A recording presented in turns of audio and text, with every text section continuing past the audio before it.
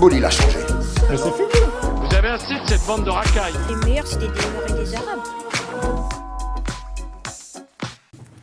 Salut à toutes, salut à tous. Je vous avoue que je m'attendais à une petite musique. Ouais, non, mais c'est un peu étonnant, Mais tranquillement, on va se mettre doucement, mais sûrement dans l'ambiance. Bienvenue sur le plateau habituel de la zone. Ah, il n'y a qu'à demander, évidemment. Merci déjà. Vous êtes toujours de plus en plus nombreux. Je vois que le nombre d'abonnés ne cesse de grimper. C'est grâce à vous et bien sûr grâce aux personnes qui sont autour de ce plateau. On va casser un petit peu les codes, les habitudes de cette émission et on va commencer par présenter notre invité. Côté nostalgique, pas de rapport avec l'ancienneté, mais surtout avec la rareté du joueur qu'il était. Le football moderne ne présente plus de joueurs comme lui, on peut le dire. C'était la technique à l'état pur. Son poste n'était pas composé de lettres mais de chiffres. On ne disait pas qu'il était milieu ou attaquant, on disait Benjamin Nivet, c'était un numéro 10. Salut mon Benjamin, merci déjà d'être avec nous. Bonsoir Alexis, merci de nous recevoir, un plaisir. Ah non, merci d'être là. C'est vraiment très très cool. On en parlait depuis longtemps. Tu vas apprendre à connaître les personnages, Bobo et Jonathan Bellin. À chaque fois on disait quand est-ce qu'il vient. Donc voilà, c'est vraiment un honneur d'être avec nous. Là comme ça, déjà est-ce que ça va les gars? Ouais, bonsoir. Ouais, bonsoir à tous les deux. Joe Bellin, Bobo, Police Good. Déjà la pression pour la demi, mais pleine forme. On aura le temps d'en parler. Écoute, ça va. Moi, je suis ravi d'accueillir Benjamin ce soir. Oh là là, merci. Je succède à Samir Nasri quand même. C'est un plaisir. Je préfère. C'est vrai qu'on t'a réclamé. On demandait à Alexis et tout.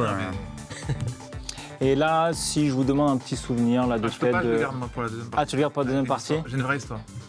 Ah, t'as une vraie histoire avec Benjamin. Ah, d'accord, ok. Il nous fait déjà saliver. Il peut pas le savoir, mais j'ai une vraie histoire. Et toi, si je te dis Benjamin Nivet, tu penses à quoi? Restez connectés. Bon, après, j'avoue, j'en ai parlé un peu avant, mais moi, j'ai le barrage de 3 contre Lorient, qui était le premier barrage donc, pour la montée en Ligue 1. Et son but à la dernière minute, avec le petit crâne ensanglanté, là, je lui demandais si ça allait mieux. Il y a des points ou pas, mais... C'est sûrement mon plus beau souvenir aussi, parce que c'est vrai que c'était le barrage, à l'époque, c'est la première fois qu'il était mis en place. Et c'est un match avec beaucoup de tension et beaucoup d'émotions. En fait, c'est les matchs que tu recherches quand tu es joueur, en fait. Et puis, ce qui était fou, c'était que moi, j'avoue, je suis ni supporter de Troyes ni de Lorient, et pour le coup, je l'avais regardé que pour l'excitation de ce match-là, de dire non, il y a une hype quand même autour de qui va monter, qui va pas monter. Enfin, est-ce que ça va monter, ça va pas monter? Et je sais pas, ça m'avait vraiment hypé, tu vois, à l'époque, de regarder ce match-là, la double confrontation. Et j'étais du coup supporter de Troyes au match retour, parce qu'il y avait le but à l'aller. Je sais pas, je m'étais pris d'affection. Dans les dernières minutes, en plus, c'est ça qui est incroyable. Tu mets le but à la 92e. 92e. Et bon, après, c'est vrai que j'avais 40 ans à l'époque. Il y avait le match retour et je sais que l'entraîneur, à la pause, il me dit je vais te sortir, je pense à 20. Et puis moi, je me sentais bien. C'était quoi? C'était il y a 2 ans? Et il n'y a pas si longtemps. Et du coup, je lui dis non, moi, je préfère finir ce match, je me sens bien, on verra. Et on verra après pour le match retour. Le match retour, j'étais remplaçant parce que ça me demandait maintenant un peu plus de jours de récupération à cet âge-là. Donc c'est ça qui était l'anecdote, c'est ça qu'il y a plein de choses qui s'est passé pendant ce match qui étaient assez fabuleux. Mais c'est vrai que nous, en tant que fans de foot, quand on a appris l'arrivée des playoffs pour la Ligue 1, pour la Ligue 2, nous on était tous ensemble, on se dit mais c'est fou, on voit ça en Angleterre, c'est top, tu fais ça dans les stades pleins, mais quand tu es joueur de foot, tu fais une saison déjà à 38 matchs qui est c'est un véritable marathon et tu te dis que tu peux jouer ta saison sur 2 matchs. Donc quand tu es joueur de foot, comment est-ce que tu anticipes la chose? Comment tu le vois tout simplement? Tu dis t'es content ou tu dis merde quand même c'est un peu relou? Franchement en début de saison moi je voulais jouer ce barrage parce que tu recherches ça et j'en ai parlé avec eux aussi après ma carrière avec Yannick Kianga, Dimitri Zarzeski avec qui j'étais en études et il me disait parce que je lui disais vous faites le championnat au rugby et à la fin le premier non il refait les playoffs quoi mais il dit c'est les matchs où tu ressens le plus d'émotion, le plus de tension donc finalement on l'a pris comme ça. Il y a quand même un truc qu'il faut quand même préciser, c'est que quand tu es l'équipe de Ligue 1 qui va peut-être descendre, tu joues un peu ton match, mais tu joues aussi les emplois de machine de la compta, de machin. Enfin, c'est quand même un truc où tu as une vraie pression humaine en plus, tu vois. Et ça, les gens en parlent pas beaucoup, mais tu vois, tu sais que tu perds 30% des salariés du club quand même. Donc c'est pas si rigolo non plus, tu vois. On l'a ressenti d'ailleurs, Saint-Étienne-Auxerre, dans les barrages, la tension qu'il y avait à la fin du match. Est-ce que tu connais un petit peu le concept de l'émission? Est-ce que tu as déjà regardé? J'ai déjà regardé, ouais. Ah ouais? J'ai vu un peu sur Sympa. Les réseaux sociaux, Alexis, on peut rien louper. Ouais, on relaie un petit peu, voilà. On relaie un petit peu, on est actif. Bon, tu verras une première partie découpée en 2 thèmes. La première, c'est sur la Ligue 1. Et l'autre, sur notre numéro 10 préféré, toi. On ouvre l'émission, let's go. Je disais, on va évoquer notre championnat préféré, ce sprint final vers l'Europe. Championnat, c'est le rapport avec les cheveux en général. Alors non, là c'est n'importe quoi, je suis désolé. J'avais un couvre-chef pour être totalement transparent, c'est pour ça que là c'est un peu n'importe quoi. Voilà, bah écoute, c'est mon make-up à moi. Alors vous, vous en foutez de la coupe de cheveux. Championnat, non, on comprend mieux maintenant. Non, désolé, voilà, ne me jugez pas. On va évoquer le championnat préféré et ce vers l'Europe. Je voudrais qu'on voit ensemble le classement. Bon, histoire qu'on soit très transparent avec tous ceux qui nous regardent. On tourne le vendredi, veille de PSG Le Havre. A priori, le Paris Saint-Germain devrait être champion de France. Donc en gros, la course pour l'Europe ne concerne que la deuxième. Allez, on va élargir jusqu'à la 9e place. À votre avis, comment est-ce que vous sentez? C'est une course plus ouverte que jamais. Là, 4 journées de la fin, comment est-ce que tu envisages la chose? Déjà, il ne faut quand même pas oublier le fait que si Paris gagne la Coupe de France, la 7e place est européenne. Donc des équipes comme Marseille et Lyon jouent le coup à fond aussi.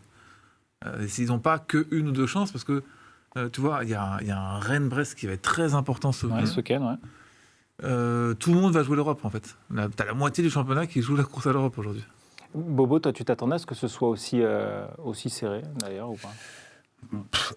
Aussi serré, oui, parce que c'est toujours le cas en fin de saison. Tu arrives quand même dans le sprint final avec les 5-6 équipes qui se tiennent en 5-6 points pareil, et tout est ouvert sur les 4 dernières journées. Après, la grosse surprise cette saison, c'est de voir Brest aussi haut. On en a parlé souvent ici. C'est vrai que c'est une bonne surprise. Moi, ça fait un peu de fraîcheur aussi. Et puis surtout avec la saison qu'ils font et le jeu qu'ils développent, de les voir à ce niveau-là. J'ai un peu de crainte un peu pour eux sur la fin avec les matchs qui leur restent à jouer. Il va y avoir des matchs à enjeu. Et puis la dynamique, elle est un peu compliquée en ce moment. Donc, et pourtant. Non, mais après, moi, je leur souhaite de le faire, j'avoue. Je souhaite vraiment qu'ils aillent accrocher cette place en Ligue des Champions. Mais ça va être un peu compliqué. Après, c'est assez kiffant, mais je ne suis pas étonné, en tout cas, que les équipes se tiennent en si peu de points. Ouais, Benjamin, c'est vrai que Brest, c'est un peu la grosse surprise, on peut le dire, de ce championnat, de cette saison 2023-2024. Là, ils parlaient de dynamique un petit peu négative. Ils sont sur 2 défaites d'affilée, contre Lyon et contre Monaco. On va dire des concurrents directs pour l'Europe. Est-ce que tu les vois un petit peu s'écrouler, ou tu les vois un petit peu redresser la barre? Non, je pense que déjà, pour moi, c'est pas une surprise par rapport déjà au contenu de leur match, où vraiment il y a une logique par rapport à ce que Éric Roy a mis en place déjà la saison précédente. Ils sont sur la continuité. Là, ils ont quand même joué Lyon, qui est quand même l'équipe la plus en forme de notre championnat en ce moment, sur les 10 derniers matchs. Donc 4-3, et encore, parce que quand on regarde le match, l'effet de jeu, ça a mal tourné. On aura l'occasion de parler de l'arbitrage. On pourra revenir dessus.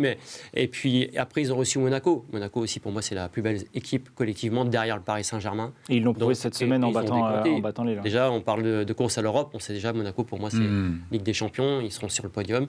Ils seront deuxième même. Ils seront deuxième. Je pense aussi, j'avais peur après la blessure de Golovin. Bon, finalement, il y a un jeune comme Akliouche. Après, il y a Mbolo qui fait une très bonne rentrée qui revient. Et puis le milieu Zakaria Zakaria, Fofana, c'est très solide. Et puis ça marque beaucoup. Tu vois, Zakaria et Fofana, tous les deux, avec des profils assez défensifs quand même qui apportent à l'équipe. Je pense qu'ils sont safe. Donc je pense que Brest peut rester dans ce quatuor, mais Lille est vraiment au-dessus aussi. Le truc, c'est que je pense que Lille est vraiment fort aussi. Lille est au-dessus, sur le papier, et dans la forme, et dans tout ce que tu veux.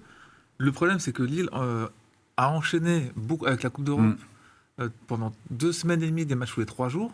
Là, physiquement, tu vois qu'ils sont un peu rincés. Physiquement et mentalement, parce que la manière dont ils sont fait éliminer aussi, je pense que ça doit jouer. Et puis en plus, ils jouent que des équipes qui jouent quelque chose. Tu sais, tu as toujours ces équipes qui sont en vacances un peu. Tu sais, par exemple, Brest, ils vont jouer Reims et Toulouse les 2 dernières journées. Reims et Toulouse, ils sont sauvés, ils jouent plus rien. Tu sais que c'est généralement plus facile de gagner ces matchs-là que de gagner à Metz, qui joue son maintien, par exemple, Lille à 13h dimanche. Là, pour moi, il y a plus de danger. Et il y a ça, donc tu as le calendrier et la fatigue. Donc pour moi, c'est vraiment 50-50. Je pense qu'ils sont en train d'activer à Brest le ressort de l'arbitrage et de l'injustice un peu, et du fait que ça dérange un peu si jamais si jamais c'est eux en Ligue des Champions.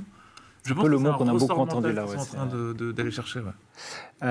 Comment vous... non, puisqu'on reste sur Brest, imaginons que Brest finisse 5e.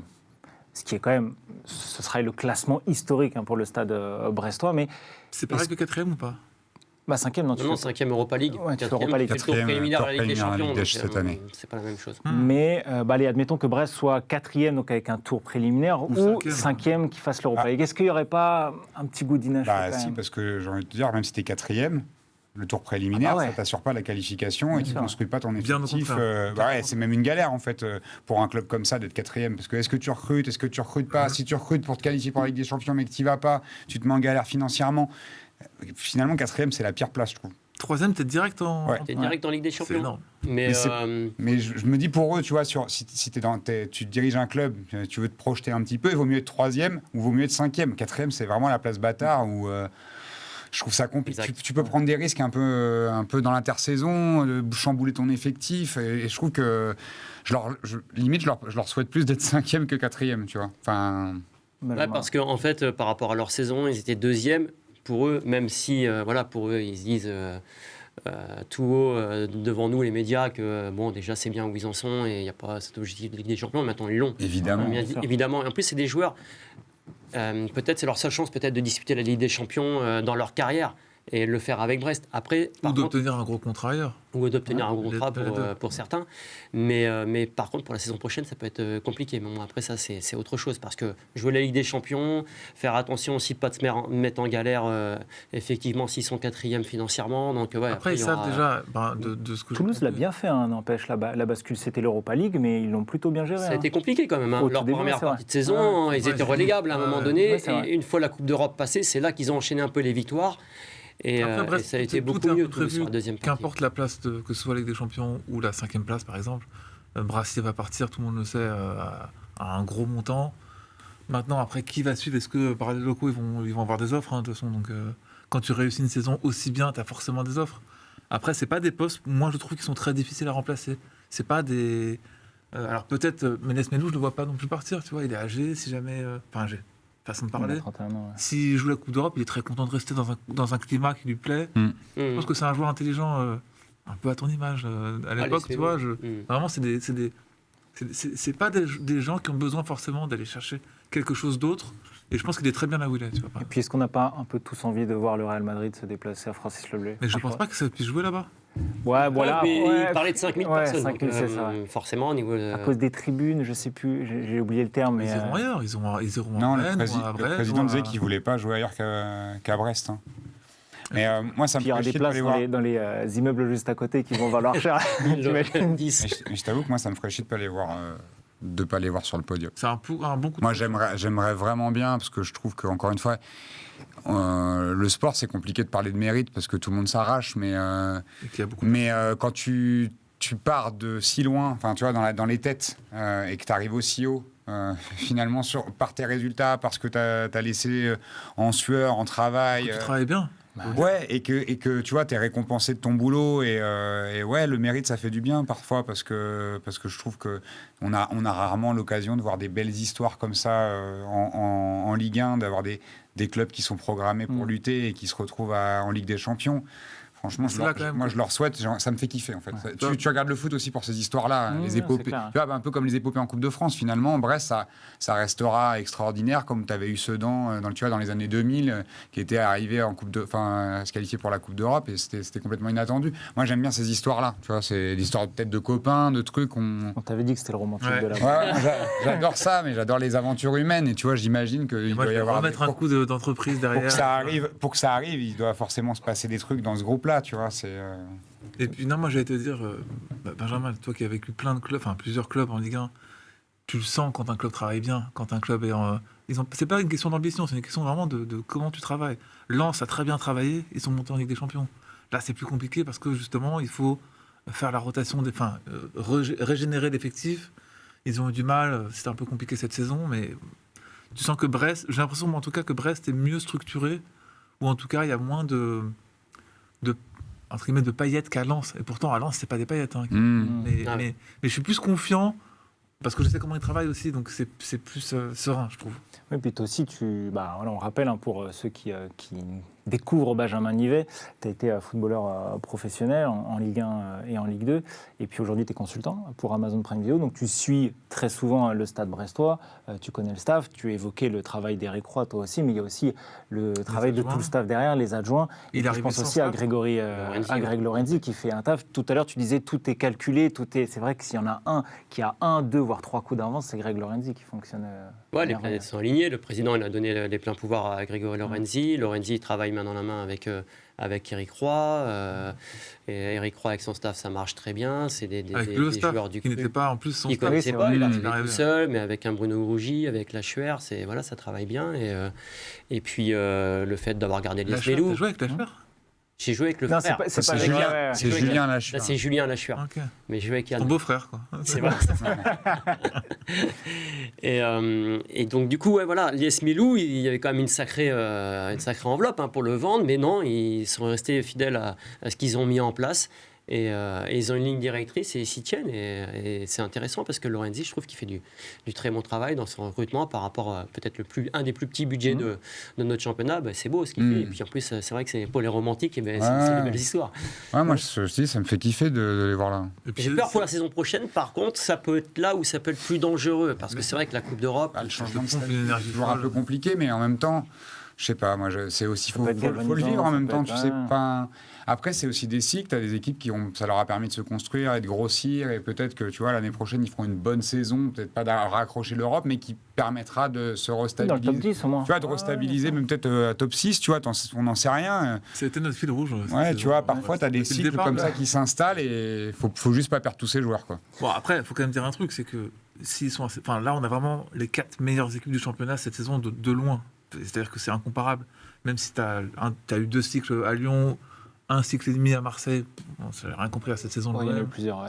Mais tu vois vraiment que Brest est là parce que aussi les autres ont mal travaillé. On parlait de méritocratie, tu vois. Ouais, justement, j'allais y venir. Comment est-ce que vous interprétez un petit peu ce classement quand on se dit dans le top 5, on imagine un RC Lens qui a été dauphin du PSG et qui a terminé à 1 point du Paris Saint-Germain la saison dernière. On pense à Monaco, on pense à Marseille, on pense à Lyon, on pense à Rennes aussi, qui était un Européen récurrent dans son histoire récente sur les 5-6 dernières saisons. Là, on voit que Lyon n'intègre que maintenant le top 10. Marseille ballotte entre la 9e, 8e, 7e place. Comment est-ce que vous l'interprétez un peu ce classement-là? Il ne faut pas se qualifier en Coupe d'Europe quand tu es français, quoi. Malheureusement, tu verras que l'année prochaine, Reims sera très bien, Toulouse sera très bien. Et les équipes qui ne perdront pas de points avec la Coupe d'Europe, et qui jouent pas en plus jouer le jeudi soir, c'est très dur pour le club français. Ouais, et puis je pense que tu as aussi un truc d'équilibre d'effectifs.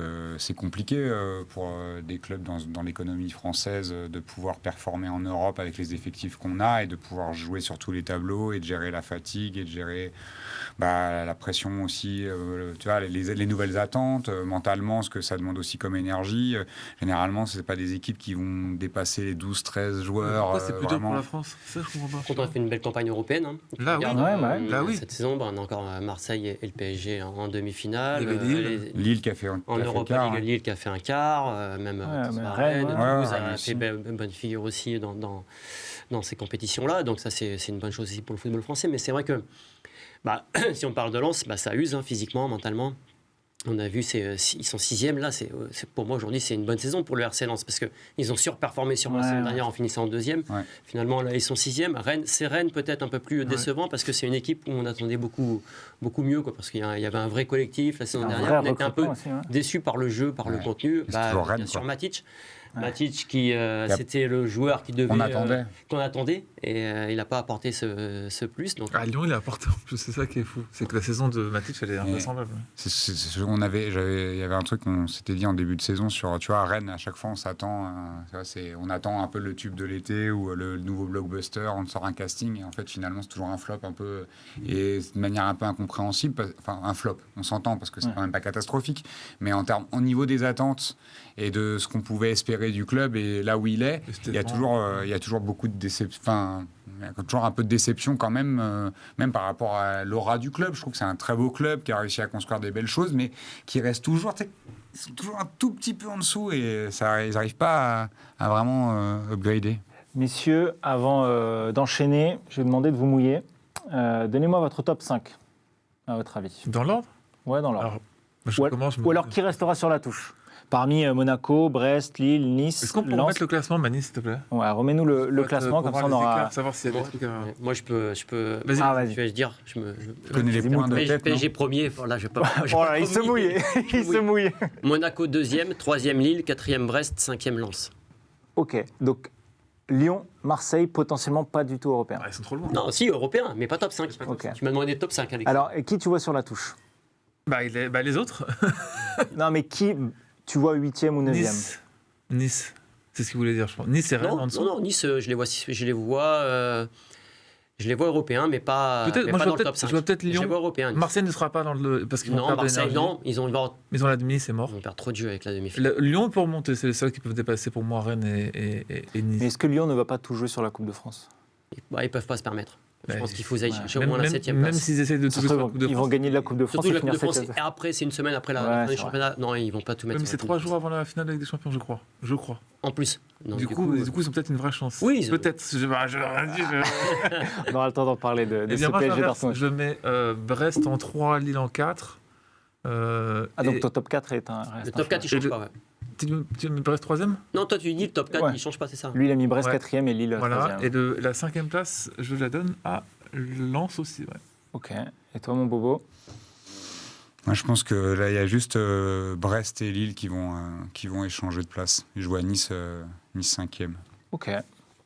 Eh bien, notez, on se jouera un coup à boire. Voilà. Ouais, il y a 1 million d'euros qui est en jeu. Et toi, tu vois quoi? Premier Paris champion, Monaco 2e. Je vois Lille 3e également. Brest 4e. Et moi, je vois Rennes 5e. Ok. Ah ouais, Rennes 5e. Ouais. Je les vois... ouais. Voilà, ne me demandez pas pourquoi. Un feeling. Ah mais ouais, bon, feeling. c'est tout ce que j'ai le nez bouché. Donc comme ça c'est fait. On enchaîne pour la deuxième partie de cette émission. T'avoir avec nous, mon Benjamin, c'est aussi l'occasion de s'intéresser à toi. On est sur Internet, Benjamin, donc tu te doutes, il y a forcément des gens qui ne te connaissent pas, qui ne t'ont pas vu jouer. Ils peuvent éteindre l'émission parce qu'ils ne méritent pas de regarder. Voilà. Ouais, ah bah ça, oui, ça je te l'accorde.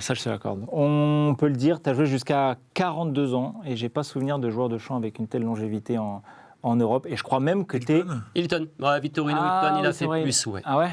Après, je dis ça, je dis rien. Ah oui, c'est vrai, autant pour moi. Ouais. Je préfère Hilton. Mais je crois que tu as été le premier joueur de 40 ans à évoluer en Ligue 1. Je sais pas. J'avais vu ça, je sais si. pas. C'est possible, hein, c'est possible, mais je sais pas cette stat. Parce qu'Aston Dutch, il a arrêté à quel âge? 39, je crois, non? Ou 38? On se souvient de comment il a fini. 38. Il a fini. Après, tu as mieux fini que lui, je pense. Dernier Ah, le dernier match, ouais, le dernier match, c'était moins compliqué pour moi. Bref, longévité exceptionnelle, tu as jusqu'à 42 ans, 728 matchs professionnels. Ah bah tiens, question d'ailleurs. Comment font les joueurs qui ont une très grande... Enfin, est-ce que tu as une hygiène de vie irréprochable et tu as fait la sieste tous les jours et etc. Ou tu es fit naturellement. Ou tu as été sérieux. Enfin, tu vois ce que je veux dire? Raconte-nous ton quotidien. Raconte-nous ton quotidien. Ah, mais c'est bref. intéressant. Ouais, non, mais bien sûr. Non, mais c'est intéressant parce que tout le monde pense que j'ai eu une hygiène de vie de moine. Peut-être, ouais. Mais c'est pas le cas forcément. En fait, j'avais une hygiène de vie par rapport à moi, ce qui me correspondait. Donc ouais, je faisais attention. Je faisais attention à mon alimentation, à ce que je buvais, à mon sommeil. Je faisais pas forcément des siestes, au contraire, je préférais bien dormir la nuit. Mais par contre, je préparais vraiment mon match toutes les semaines, avec beaucoup de pression le jour du match, le stress et tout ça. Donc après les matchs, moi j'avais besoin de décompression. C'était ma manière de fonctionner. Donc après les matchs, souvent, au resto, on allait boire un coup dans un bar. Et des fois, je m'interdisais pas non plus d'aller beaucoup plus loin dans la soirée, quoi. Donc, oui, parce que je pouvais et je savais à quel moment je pouvais le faire. Oui, tu connaissais ton corps. Je connaissais mon corps, je me connaissais pas. Pour parfaitement. redescendre la pression, il faut quand même savoir un truc, c'est que 90% des joueurs se couchent au minimum après un match à 5 ou 6 heures du matin. Clairement. C'est normal, en fait. Donc que les gens sortent sans boire d'alcool ou en buvant de l'alcool, c'est pas la question, mais que les joueurs de foot sortent, c'est normal. Parce qu'ils vont pas rester à la maison forcément à rien faire, selon la façon dont les gens vivent. Mais... Ouais, bien sûr. Pardon. Vas-y. Non, j'allais dire, c'est vrai qu'on ne se rend pas forcément compte. Nous, on voit toujours les strass, les paillettes, mais c'est un peu la question de marronnier. Moi, après l'émission, je me couche à 5h du mat pour la Bristol. Tous les jours. Oui, tous les jours. Netflix and chill. Non, mais c'est vrai que la vie de...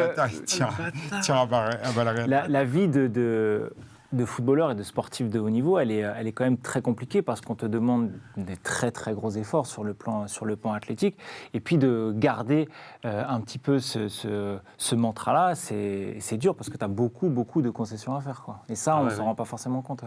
Ouais, c'est beaucoup de sacrifices, ça c'est sûr. Mais après, pour moi, ça n'a jamais été pris comme ça. Tellement j'étais passionné par mon métier, par ce que je faisais. Et donc, du coup, c'est pas les sacrifices.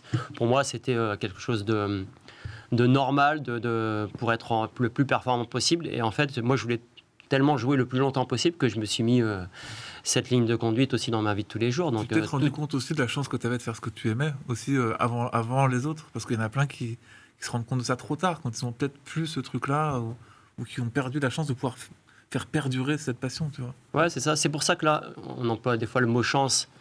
Et je pense que c'est pas à juste titre parce que c'est plus que de la chance, quoi. C'est un mérite qu'on a mis en place quand on est jeune, à 15 ans, parce que moi j'ai vu des joueurs beaucoup plus talentueux que moi au centre de formation à Auxerre. À l'époque, c'était un des 2 meilleurs centres. Mais j'avais ce mental de tellement vouloir y arriver que j'étais prêt à tout pour être professionnel et avoir une carrière derrière. Et donc du coup, c'est beaucoup de travail, mais aussi un mental pour être je pense que c'est là que se fait la différence. C'est beaucoup dans les centres de formation où tu vois des mecs talentueux qui n'ont pas cette force. Les mecs un petit peu moins forts qui vont te faire les 20 tours de terrain pour finir dernier dans l'endurance et pour montrer aux autres qu'ils sont plus forts que eux. Surtout, je pense que quand t'es un peu plus petit que les autres, tu as ce truc alors, voilà, pas de revanche, mais de vouloir être plus fort que les autres, je pense, tu vois. Ouais, puis j'ai l'impression qu'il y a, au-delà même du travail de l'ombre, il y a aussi un truc d'être performant dans les moments où il faut. C'est-à-dire que quand tu es jeune et que tu dois prouver, parfois, tu n'as qu'une seule occasion et tu as beau t'être entraîné toute la semaine. Il est en Guadeloupe, c'est pas ça. Comme il faut. Si jamais tu n'es pas performant le jour J, ou on va voir.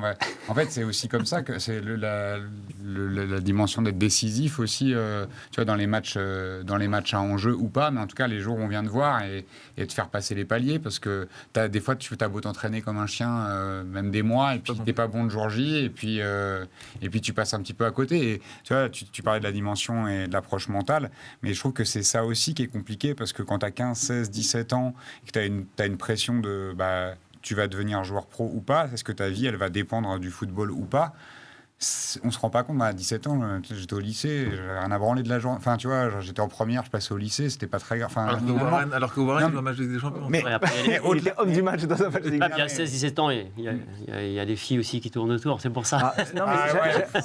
Il t'a cerné. En 20 minutes, il t'a cerné. Non, mais tout le monde me tire dessus, c'est pas possible, ça. Non, mais je trouve que, tu vois, on se rend pas compte à quel point c'est compliqué à 16-17 ans de jouer sa vie. Parce que c'est ça qui. Moi, je pense que les gens comme Benjamin, ils sont faits d'un autre métal. Oui, tu vois. moi, je parle pas des joueurs de foot, je parle des gens qui regardent le foot. On se rend pas compte de la pression que c'est à 16-17 ans de dire que l'enjeu, il est là aussi, parce que tu as tout misé sur le sport. On va pas se mentir. Moi, je travaille avec des joueurs où on leur disait il a pas le niveau Ligue 2, puis finalement il a le niveau Ligue 2, puis finalement il a le niveau Ligue 1, puis finalement il joue dans son club, puis finalement il joue avec des champions. Et finalement il finit à Miami. Je sais pas de qui tu parles, mais. Non, c'est pas de celui-là. Qui l'a connu en plus. Je parlais d'un autre. Mais c'est un très bon exemple. Mais alors, je pensais à Presnel Kimpembe, où tu regardes à 15-16 ans, je pense qu'ils veulent, au PSG, ils veulent même pas le garder. Et puis au final, en fait, c'est les matchs où il y a eu un peu d'enjeu, où il a été bon dans les matchs où il fallait, qui ont fait qu'il a prouvé au bon moment pour, etc., et gravir les échelons et insuffler ça aussi dans la tête des dirigeants, de se dire ah bah vas-y, on va peut-être lui donner sa chance. Ce qui est le plus dur, dur, c'est d'aller chercher des joueurs quand tu es dans un centre de formation ou dans un club et que tu as un centre de formation, c'est de trouver des joueurs fiables. C'est ce qu'il y a de plus dur. Parce que tu peux lancer des jeunes, les faire rentrer 10 minutes, un quart d'heure, etc.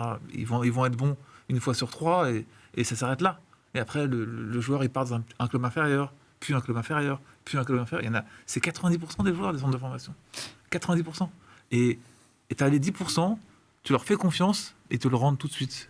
Et voilà, Zaïre Emery. Mais je me demande si je sais pas, je me souviens pas à quel âge t'as vraiment gagné ta place dans l'équipe, tu vois, mais Moi, c'est vrai qu'on parle du mental. Moi, franchement, j'avais un mental vraiment à toute épreuve, prêt à tout pour y arriver, m'entraîner parce que j'étais blessé ou je m'entraînais quand même.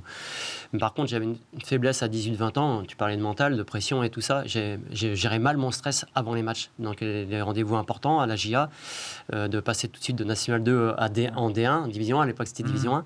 Et du coup, moi, j'avais ce problème-là, tu vois, en début de carrière, où peut-être je ne me valorisais pas assez par rapport aux autres. Bon, j'étais aussi dans une grande équipe. À Auxerre, il y avait quand même faisait partie des top 4, top 5. Il savait s'occuper des jeunes à Auxerre, je pense. Comment ? Il savait s'occuper des jeunes. Il savait s'occuper des jeunes. Moi, j'ai signé pro à 18-19 ans. Par contre, je n'ai pas réussi à m'imposer à 20 ans. Donc, du coup, j'étais obligé d'aller en Ligue 2 à Châteauroux à l'époque pour m'aguerrir et puis jouer surtout, parce que j'avais besoin de temps de jeu. Et donc, du coup, c'est vrai que ça a pris un peu plus de temps. Et Giroud, à chaque fois qu'il me revoit, il me le redit. Il me dit, tu n'étais pas prêt à 18-20 ans. Comment il va, tu sais ? Ouais, ça commence. Il est âgé. Ouais, mais c'est un personnage, quoi. Ouais. Ce qu'il a fait au Auxerre, c'est exceptionnel. C'est incroyable. Et on peut le foot français. C'est un peu le Benjamin Nivet d'Auxerre, quoi. Ouais, Benjamin Button. Et non, mais ouais. Pour moi, c'est le plus grand. En fait, quand je te dis comment il va, c'est. J'ai toujours vécu dans ma vie comme si c'était Giroud, tu vois. Qu'il soit là ou pas là ou plus là. Tu vois ce que je veux dire ? C'est pour moi, c'est le. Il y a Aimé Jacquet qui était dans un inconscient, qui est toujours dans un inconscient collectif, alors qu'il est toujours vivant, mais on n'entend pas parler de lui. Et Giroud, ça a été je sais pas, il y avait Wenger et Giroud, tu vois. Giroud, le monde entier connaissait, il était à Auxerre. Et Ciodo aussi. Ciodo, c'est vrai. Et tu vois, c'est des marqueurs forts du football français, ces mecs-là. Je voulais juste rebondir sur ce que disait Bobo. À quel moment d'une carrière c'est le plus dur pour un footballeur ? Est-ce que c'est au tout début, justement, entre 16, 17, 18 ans, parce que c'est là où il faut vraiment persévérer, avoir une grosse force mentale, ou c'est un peu plus tard, au moment où il faut confirmer, ou au moment de terminer ? À quel moment, vraiment, la carrière d'un footeux, c'est le plus dur ? Après, moi... ça va être très subjectif. C'est pas évident, mais... ce qui est le plus dur, finalement, c'est quand tu as des grosses déceptions en fin de saison, quoi. Pour moi, en tout cas. Quand il y a eu des descentes, c'est les moments les plus difficiles que j'ai vécu pendant ma carrière. Au début, quand tu es jeune, non, généralement ça va. Tu montes les échelons, tu signes pro. Après, c'est difficile parce qu'il faut t'imposer après en professionnel. Mais sincèrement, il y a des moments où j'avais envie de raccrocher les crampons. Et ça m'est arrivé plusieurs fois dans une carrière. Parce que c'était dur à vivre. La déception. Les déceptions, les frustrations de voilà. Pas jouer, de pas être. Ouais, surtout de pas réussir. J'ai beaucoup joué, j'ai eu de la chance de beaucoup jouer dans les équipes où j'ai joué, d'être souvent titulaire. C'est pour ça que j'ai fait beaucoup de matchs, mais c'est surtout les descentes. Une descente fait très très mal. Ouais, c'est les pires moments de ma carrière. Parce que quelque part aussi, tu joues pour jouer au meilleur échelon. Et quand il y a goûté, j'imagine que c'est compliqué. C'est ça. Aussi, quand c'est comme tu as un taf qui te fait kiffer au quotidien, tu n'as pas envie de revenir dans un taf un peu moins intéressant au final. Tu vois, l'excitation, les responsabilités, l'enjeu, le public.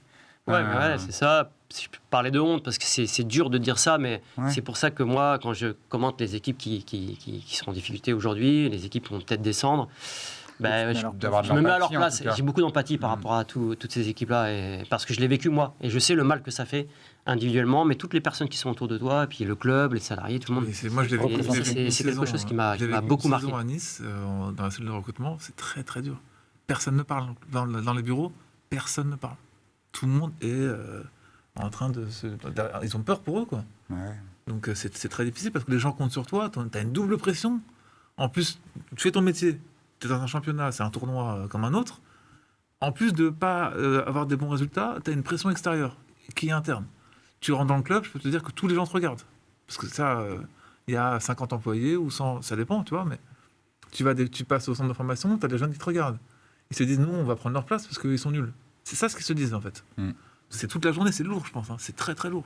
Et du coup, tu disais que ça t'avait traversé l'esprit de raccrocher les crampons après des descentes. Qu'est-ce qui t'a fait tenir au final alors ? L'amour du jeu, quoi. L'amour du foot. Après, tu repars au travail. C'est dur, les descentes, c'est dur pendant la première, deuxième semaine de vacances.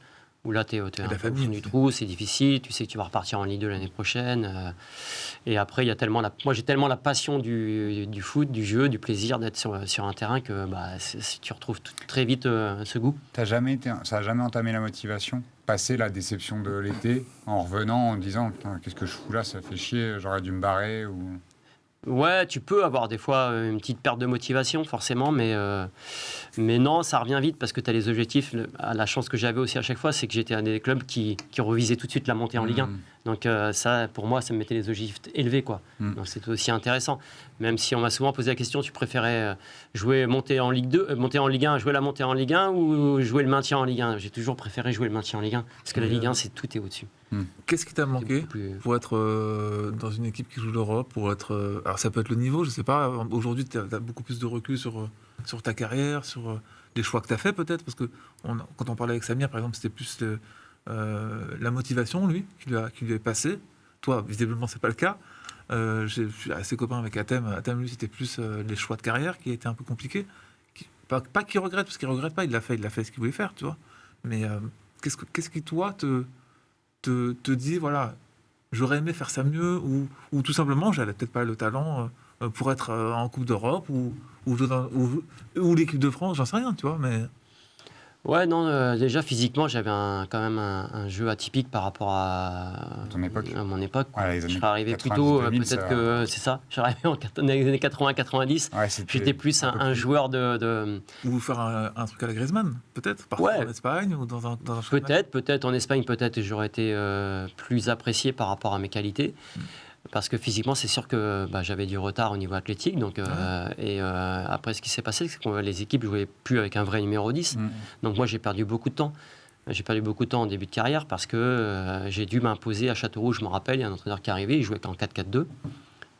Et 2-6, 2 excentrés, 2 avant-centres. Moi, il n'y avait pas de numéro 10. C'était la mode des années Et il n'avait pas confiance en moi pour jouer dans les 2 numéros 6. Et j'ai réussi à m'imposer en deuxième numéro 6. Mais ce n'est pas là où je me mettais le plus en valeur. Et à 28 ans, l'arrivée de Jean-Marc Furlan à la tête de l'équipe, il me place en vrai numéro 10 avec beaucoup de responsabilités. C'est à partir de ce moment-là qu'à la rigueur, j'ai commencé ma carrière à 28 ans. Et après, forcément, quand tu as commencé à 28 ans, tu as 30, 32 ans, les clubs, ils ne comptent pas sur toi. Donc j'ai beaucoup végété entre 20 ans et 28 ans. Parce que j'ai pas eu... Ce qui t'a permis d'avoir une carrière beaucoup plus longue au final. J'ai eu une carrière beaucoup plus longue finalement, parce que j'ai commencé à 28 ans. En fait, moi j'ai l'impression d'avoir que 15 ans de carrière. Mais c'est vrai en plus, finalement. Parce que de 20 ans à 28 ans, j'ai végété. J'ai joué, mais voilà, pour moi, j'étais pas... du plaisir quand même ? Non, pas autant qu'après. C'est là que je me suis vraiment rendu compte, mais putain, mais je suis un numéro 10, quoi. On m'a pas fait jouer en vrai numéro 10. Parce que c'est là où je prenais le plus de plaisir et puis c'est là où j'étais le plus performant. Aujourd'hui, tu pourrais jouer dans un 4-3-3 tranquillement. Depuis que les joueurs comme toi, les Deco, les Xavi, ils sont passés par le Barça, maintenant on a reculé un peu les numéros 10 et tu aurais plus de place aujourd'hui dans une équipe de Ligue 1 que quand tu as joué en fait au final. Ouais, peut-être. Après, il aurait fallu que je sois encore plus fort pour vraiment... peut-être que c'est pareil, peut-être que... Tu vois, tu parles de Deco, de tous ces joueurs-là, Griezmann par exemple. Ça peut être c'est des joueurs qui ont réussi. Tu vois, par exemple. Lesmelou qui a été replacé en 6, alors qu'à la base c'est un numéro 10. Mais je pense que tu avais l'intelligence comme il a de comprendre qu'il faut adapter sa carrière à l'époque, sur un 4-4-2, c'est plus compliqué. Je comprends tout à fait. Tu vois. Aujourd'hui, dans un 4-3-3, je trouve que c'est plus évolutif pour un numéro 10. Surtout que les 4-3 se désarticulent tous quasiment maintenant avec un numéro 10. Ouais, je sais pas. Je voudrais quand même évoquer tous les clubs par lesquels tu es passé. Tu as fait Auxerre, Châteauroux, Caen, Troyes. Tu es le joueur emblématique de l'Estac, on peut le dire. Hein. Tu es le Zizou troyen ou Platini. Voilà, pour parler le Platini troyen. Est-ce que tu as conscience encore aujourd'hui que tu as marqué toute une génération, que tu as marqué toute une région, toute une ville, quoi, vraiment parce que tu représentes, ou ce que tu as représenté, ce que tu représentes encore à l'Estac, quoi. Ouais, non, mais moi, ma plus grosse fierté, c'est clair, c'est ce que je représente humainement, quoi. C'est les gens, ils m'apprécient, en fait, par rapport à ce que je suis, ce que j'ai montré sur un terrain. Parce que, sincèrement, j'ai joué dans des clubs moyens, mais pas non plus, j'ai une carrière moyenne. Si vraiment on prend mes clubs, mes titres, les descentes que j'ai pu faire, j'ai fait une carrière moyenne. Et par rapport à ma carrière moyenne, je me rends compte aujourd'hui que j'ai une notoriété et tous les gens qui me croisent, et encore ce soir, vous me recevez avec beaucoup de plaisir. Ouais, c'est moi quand j'ai commencé à Auxerre. En fait, et c'est ça qui me rend le plus fier. Je pense que les gens, ils se sont sûrement identifiés par rapport à la personne et aussi aux joueurs que j'étais. Un amoureux du jeu, de prendre du plaisir sur le terrain, un esthète du beau jeu. Voilà, c'est peut-être ça. Et c'est ce qui me rend aujourd'hui le plus fier. Parce que je sais que ma carrière, elle est moyenne. Benjamin, on évoquait des moments importants de ta carrière. Je voulais revenir là-dessus avec une petite vidéo, je me doute que tu connais très bien. Bonjour à tous. Après plus de 20 ans de carrière, je savais que ce moment allait arriver. J'ai décidé d'arrêter ma carrière à la fin de cette saison. C'est forcément un déchirement de quitter ce vestiaire, d'arrêter ma carrière après avoir vécu de telles émotions, mais je savais que toute bonne chose a une fin et c'est aujourd'hui que je vous l'annonce. C'était la saison 2018-2019 avec les Stacks et du coup ta carrière va s'arrêter un soir de match de barrage contre Lens. Une défaite, c'est le 24 mai 2019. Je me doute que c'est un moment très particulier, mais bon, on a souvent évoqué ce thème-là sur ce plateau.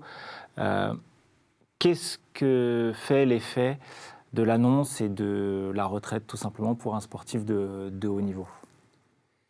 Ouais, le plus dur, ça a été après, parce que là, quand je décide d'arrêter ma carrière, je sens que c'est le moment.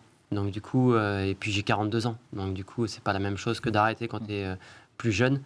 Et sur une blessure, donc moi déjà par rapport à ça, j'ai été au maximum de mes possibilités. Et là, c'était plus parce que je prenais plus de plaisir sur un terrain. Et donc du coup, quand tu prends plus de plaisir par rapport à un entraîneur avec qui c'était difficile, c'est compliqué après parce que tu fais moins les sacrifices, c'est beaucoup plus compliqué pour continuer. Mentalement, j'étais plus prêt à faire tous les efforts que ça demande. Et physiquement, c'était douloureux? Physiquement, non. Physiquement, non, je me sentais encore bien. Okay. Donc, c'est ça qui était bon. Bien, forcément, je pouvais plus jouer 1h30 tous les matchs, mais je me levais, j'étais encore en forme, j'étais bien. J'ai pas de graves blessures. Donc, ça m'a permis de pouvoir jouer jusqu'à 42 ans. Mais le plus dur, c'était après, en fait. Parce que cette décision, elle était mûrement réfléchie et c'était acté. Mais après, c'était plus dur, le manque. Le manque du vestiaire, l'adrénaline, les objectifs. J'ai l'impression qu'il y a un vide. En fait, j'ai l'impression je me sentais vide. Faire le week-end. Un rythme. C'est vrai, je me sentais vide. Quand tu as commencé à 5 ans et que en fait, ça fait partie de ta vie jusqu'à 42, c'est long. Hein. Enfin, évidemment que ça fait un vide. Mais pourquoi tu n'as pas voulu, je sais pas, National ou National 2 Mais il a encore une licence, hein, Benjamin. Ouais, j'ai joué après. Encore? Ah ouais, j'avais pas suivi ça. Première division départementale. Ah. Non, après, non, je me sentais pas capable de jouer encore après en National, National 2. Niveau. Parce que ça demande encore beaucoup d'exigences à un bon niveau. Et puis, non, j'avais vécu tellement de bonnes choses en pro, en Ligue 1, Ligue 2, que c'était soit plus petit. Voilà, vraiment plus petit. Pour, vraiment dans le tu te lèves les 2-3 mois après l'arrêt de la carrière, bon, tu as les vacances comme chaque année, parce que c'est comme chaque année. Et arrive le moment où c'est plus comme chaque année. Et là, tu te réveilles le matin, tu n'as pas l'automatisme de dire, bon, je vais à l'entraînement. Tu te dis, bon, mais qu'est-ce qu'il faut faire en fait? Parce que tout est... En fait, le luxe d'un footballeur, c'est d'avoir à rien s'occuper et d'être drivé en fait ça, tout le temps. Fou, hein. Mais des athlètes en général, mais surtout dans un sport co quand même, je trouve. Tu vois. Moi, je trouve que c'est incroyable. C'est sauf flagrant. Que quand ça s'arrête, c'est là où tu te dis... seul. Tu vois, l'histoire de Robert Pires, elle est incroyable parce que tu te dis, voilà, il se met sur le canapé et il ne sait pas ce qu'il doit faire. Et toi, je ne sais pas comment tu as fait. Bon, après, il y a le contexte familial, il y a le cadre autour de ça qui fait que tu as d'autres objectifs, mais c'est pas évident, je pense, quand même. Moi, c'était mes premiers mois de vacances, ça a été mes plus belles vacances. Parce qu'il n'y a plus cette pression de devoir faire attention. Tu profitais, je profitais pleinement. J'aime bien boire du bon vin, donc je pouvais boire du bon vin avec plaisir, sans me dire, sans culpabiliser qu'il y avait entraînement le lendemain. Donc ça, c'est après qu'il y a eu ce vide. Après les 2 mois de vacances, quand en septembre c'est revenu, tout le monde aussi travaillait. Là, c'était les mois d'été, les mois de vacances. Donc j'ai vacances avec mes enfants. Première vacances avec mes enfants, juillet-août. Puis quand le championnat reprend. Quand le championnat reprend, c'était dur. Et pas toi. Et moi, je reprends pas. C'est là qu'il y avait un manque. Ça fait vraiment bizarre. J'imagine. Hein. Et c'est difficilement explicable à ceux qui sont autour de toi. Bien sûr, mais... Et quand on parle avec les anciens, les joueurs de foot, c'est bien de parler de tout ça parce que ça... Est-ce que c'est ce que tu allais dire, je pense. Est-ce que les gens sont accompagnés? Ouais, c'est ça. Non, c'est ça le plus difficile. Comme tu l'as dit, quand tu fais une carrière, on s'occupe de toi. Puis du jour au lendemain, et du jour au lendemain, tu es tout seul. Quoi. Et du coup, tu avais un peu anticipé cette après-carrière de continuer jusqu'à tard. Ça t'a permis de mieux anticiper l'après ou au contraire, c'était pas un sujet pour toi et au contraire, tu voulais vivre le truc pleinement Ouais, j'ai pas super anticipé mon arrêt de carrière en fait. Je voulais tellement vivre pleinement mon métier de footballeur que je savais que j'allais rester dans le foot, mais je l'avais pas forcément anticipé. Donc après, j'ai fait l'école de management à Limoges, donc parce que je voulais travailler au club avec les stacks et travailler sur plus la politique sportive que sur le terrain entraîneur. Donc j'ai choisi cette voie-là. Puis finalement, je me suis retrouvé dans les médias. Donc j'ai cette possibilité de travailler au départ sur Eurosport pour la Coupe de France. Et puis de fil en aiguille, ça m'a beaucoup plu, c'était enrichissant et je suis resté pour l'instant... Demande-lui, Alex. Non, t'as fait des super rencontres. Est-ce que tu veux devenir entraîneur?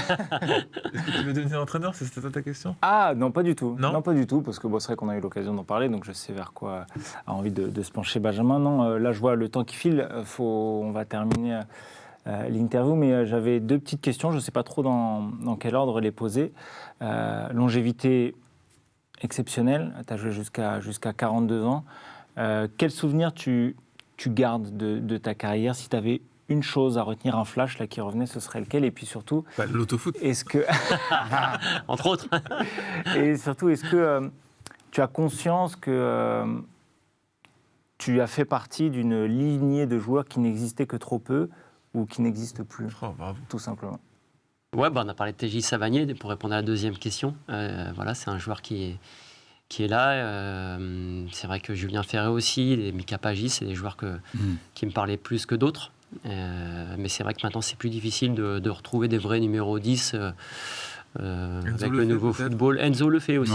Ouais, Enzo le fait, mais il joue plus en 6. En deuxième numéro 6, il joue en vrai numéro 10. Donc, c'est peut-être pour ça qu'il mais c'est pareil, c'est un joueur aussi que je regarde particulièrement parce qu'il a la sensibilité foot que j'aime. Après, pour la première question, un flash. J'ai déjà oublié sa première question. Il y a un flash de ta carrière qui revient. Comme ça, une image. Il y en a beaucoup, c'est difficile d'en ressortir. Le premier que tu as eu, c'était quoi? Le premier? Ouais. Premier match en pro. Ok. Parce que, en fait, comme tu l'as dit, toi, c'est le championnat de France, c'est la Ligue 1, moi aussi. J'ai été bercé par la Ligue 1. Souvent, non, t'as pas essayé d'aller à l'étranger? Non, mais moi, je voulais jouer en Ligue 1. Dans le championnat de France, je le regardais quand j'étais môme. Dans la Farmer. Voilà, ouais. et du coup, et de jouer en Division 1 à l'Abbé Deschamps, mon premier match, ça, c'est sûrement l'événement le plus marquant de ma carrière. Énorme. C'était quoi? C'était Auxerre-Châteauroux en plus? Auxerre-Châteauroux, ouais. 5-0. Enfin, je rentrais parce qu'il faisait jamais de changement à l'époque. Et puis, du coup, c'était moitié prime. Moitié la prime pour ceux qui rentraient pas. Donc, du coup, il te le fait remarquer le lendemain. Quand tu es rentré, tu as la prime entière. Ton meilleur ami dans le football? Meilleur ami dans le football, j'en ai beaucoup. Mais j'ai Alex Dujeu, Reynald Lemaitre, Karim Azamoum. Stéphane Darbion, Stéphane Laquet. Darbion, c'est ça. Buteur lors de... Barrage. Ouais, barrage 2-1, ouais. Ok. Non, franchement, merci. Merci Benjamin d'avoir été avec nous. Je pense qu'on a passé... on a eu des petits problèmes techniques, je crois, pendant la...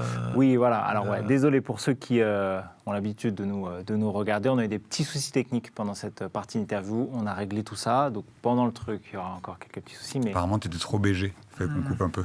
Bah, écoute, je ne sais quoi te dire. Ouais. Je crois que c'est ça. C'est vrai. Tu ne seras pas le premier, tu ne seras pas le dernier à me le dire. On va finir par te crever un œil. Benjamin, tu restes avec nous. On a une deuxième partie de l'émission. Merci beaucoup. Les gars, vous restez aussi? Ouais, allez. T'hésites quand même? Bon, je te laisse le temps de réfléchir. Je reste. Tu me demandes pas, mais je reste. Merci. On lance la deuxième partie de l'émission.